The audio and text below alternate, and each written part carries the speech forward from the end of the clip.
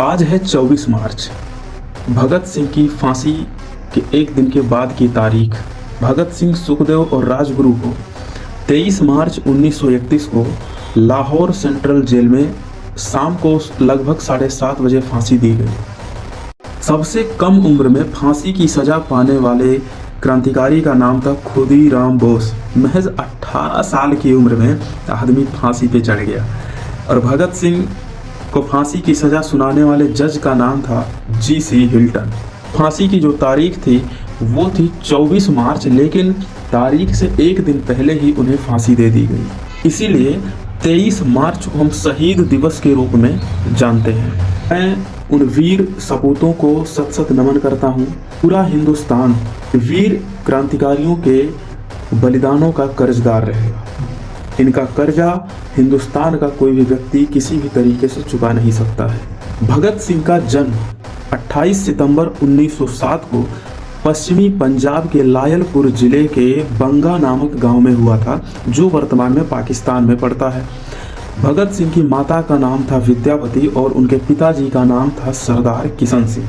क्रांतिकारिता की जो सबसे ज़्यादा महत्वपूर्ण काल माना जाता है, 1924 में हिंदुस्तान रिपब्लिक एसोसिएशन की स्थापना होती है।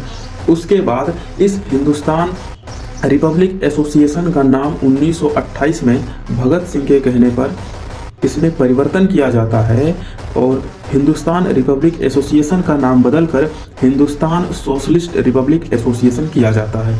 भगत सिंह, सुखदेव, राजगुरु, बटुकेश्वर दत्त, राम प्रसाद बिस्मिल, अशफाक उल्लाह खान और खुदीराम बोस जैसे तमाम क्रांतिकारियों पर कई केसेस के तहत उनके ऊपर मुकदमे चलाए जा रहे थे। इन मुकदमों के दौरान जब अदालत में सुनवाई होती थी, अदालत में प्रवेश करते ही भगत सिंह, सुखदेव, राजगुरु तीनों लोग इंकलाब जिंदाबाद के नारे लगाते हुए अदालत में प्रवेश करते थे और अदालत में ऐसे नारे हुआ करते थे कि साम्राज्यवाद मुर्दाबाद और सर्वहारा जिंदाबाद। इस तरीके के नारे अदालत में उस वक्त लगते थे जिस समय हमारे देश में ना तो संविधान था, ना हमारे अधिकार थे, ना हमारे द्वारा चुनी गई सरकार थी, ना तो हमारे बीच के लोग पुलिस विभाग में थे।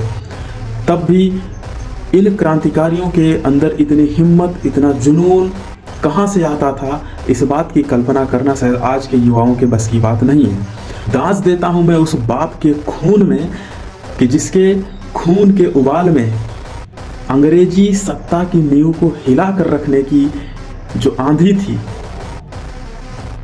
ऐसी ताकत, ऐसे जज्बे हर किसी के अंदर नहीं हुआ करते हैं। अदालत में क्रांतिकारी युवा नारे लगाया करते थे कि सरफरोशी की तमन्ना अब हमारे दिल में है, देखना है कि जोर कितना बाजुए कातिल में है। और एक गाना गाया करते थे वो लोग कि मेरा रंग दे बसंती चोला, मेरा रंग दे बसंती चोला।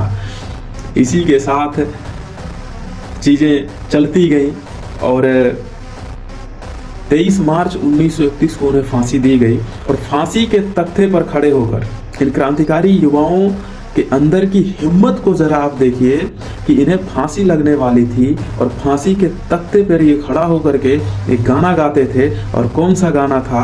वो गाना ये था, दिल से निकलेगी न मर कर भी वतन की उल्फत, मेरी मिट्टी से भी खुशबू ऐ वतन आएगी। आप सोच कर देखिए कि किसी को फांसी लगने वाली हो और फांसी के तख्त पे खड़े होकर के वो गाना गा रहा। कितनी हिम्मत, कितने शौर्य और कितने बलिदान व कितने पराक्रमी रहे होंगे ये लोग, जिनके अंदर इतनी जुनून और अपने देश को लेके इतना प्रेम रहा होगा। 2013 में पाकिस्तान के वकील इम्तियाज कुरैशी ने जब भगत सिंह का केस दोबारा खुलवाया और उसकी पैरवी अब्दुल रशीद ने की। 2014 में अब्दुल रशीद ने जब FIR की कॉपी मांगी तो उसमें ये पता चला कि भगत सिंह का नाम FIR में था ही नहीं। भगत सिंह को तो केवल रजिस्टर के आधार पे ही फांसी दे दी गई थी।